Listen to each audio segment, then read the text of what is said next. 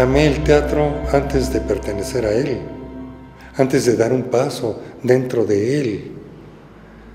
Yo escribía unas obritas espantosas de teatro porque me gustaba el teatro, porque desde que yo tenía 4 años me llevó mi padre con toda la familia a ver una temporadita de obras de una compañía ambulante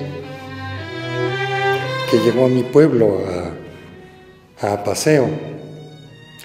Y desde ahí me pareció aquello un mundo tan extraordinario que empecé a dedicar mi vida a eso.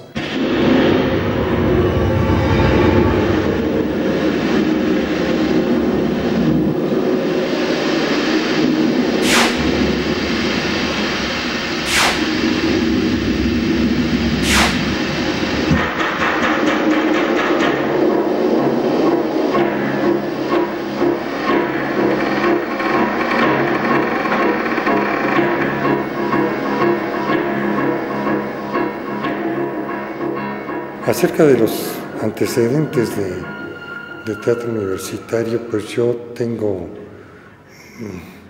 pocas referencias porque pues yo todavía no estaba del todo en el teatro.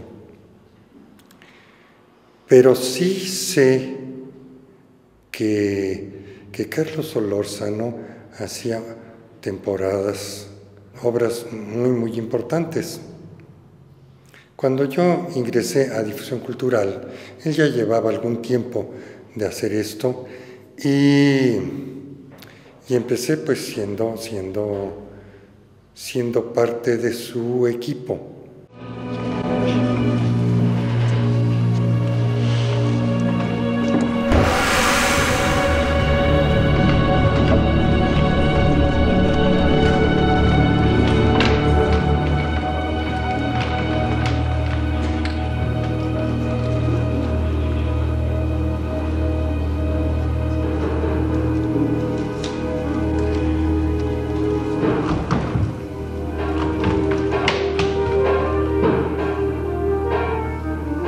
En aquella época, a Difusión Cultural, pues no éramos más que 6 o 7 gentes.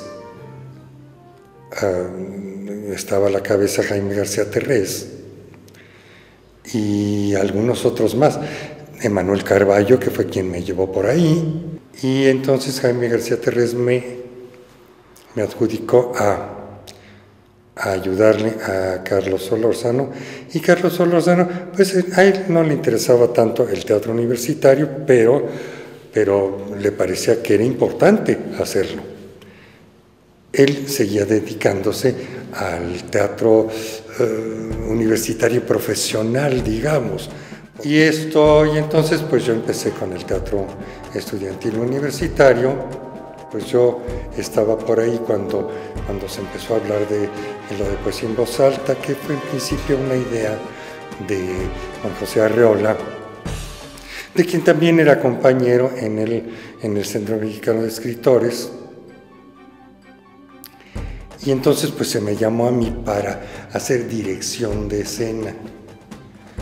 Y te digo, bueno, yo en realidad apenas empezaba con la dirección escénica, porque yo ya había empezado hacía algunos años como dramaturgo, pues con un par de obritas.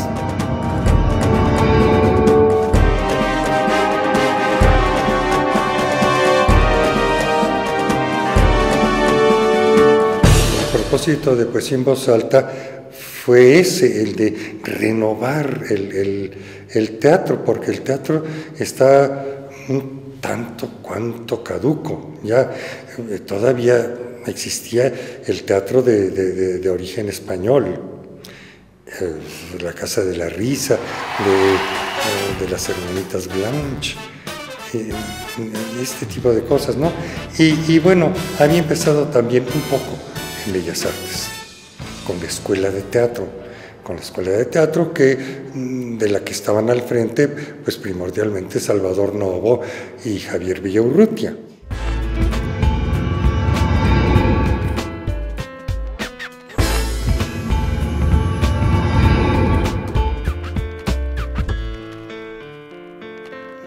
casi todos los demás participantes eran mayores que yo.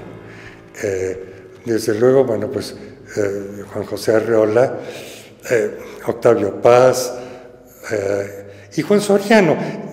Realmente eran las tres gentes que se metieron muy de lleno a hacer poesía en voz alta.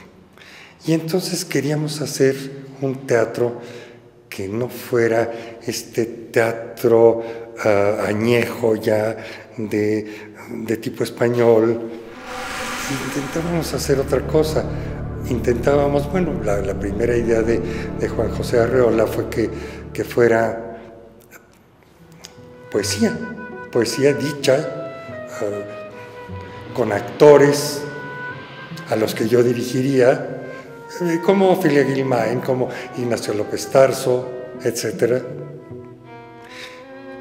Pero a mí no me encantaba la idea, porque a mí nunca me gustaron mucho los recitadores. Y ya estaban un poco de modé en ese momento. Y entonces esto pues se le ocurrió a Octavio Paz que lo que se debería hacer era teatro poético. Ese primer programa de poesía en voz alta. Fueron algunas cosas del teatro español muy primitivo, Diego Sánchez de Badajoz y Lope de Vega, la última escena del Peribáñez, y el teatro poético de García Lorca. Y bueno, pues así fueron otros 3 programas más que hice. El segundo con La hija de Rappaccini de Octavio Paz, que fue su estreno, que escribió para esa ocasión, acompañado de unas farsitas breves del teatro muy de moda en ese momento en Francia, Ionesco, por ejemplo, y un auto de Calderón de la Barca. Y el cuarto programa, que yo creo que fue importante, muy importante, porque dimos a conocer las obras cortas de Elena Garro.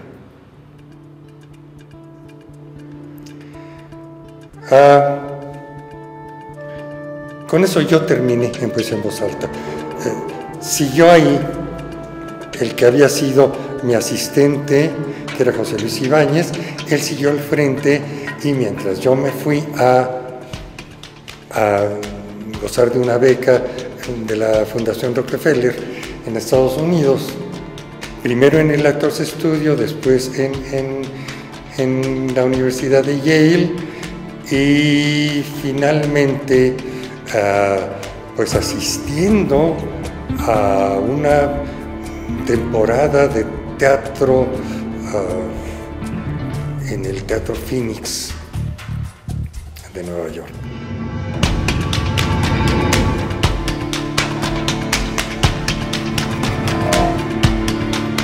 Lo que pasaba y lo que fue interesante y resultó finalmente revolucionario fue como la manera de manejar el escenario, ¿no? Que no era nada realista.